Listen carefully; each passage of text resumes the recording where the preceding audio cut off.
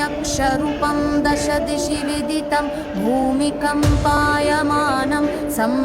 संहारमूर्तिं शिरमुकुटजटाशेखरं चन्द्रबिम्बं दन् दीर्घकायं विकृतनखमुखं चोर्ध्वरोमं करालं पं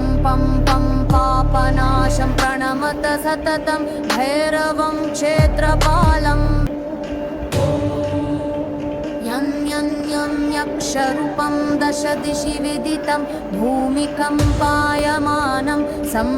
संहारमूर्तिं शिरमुकुटजटाशेखरं चन्द्रबिम्बं दन् दीर्घकायं विकृतनखमुखं चोर्ध्वरोमं करालं पं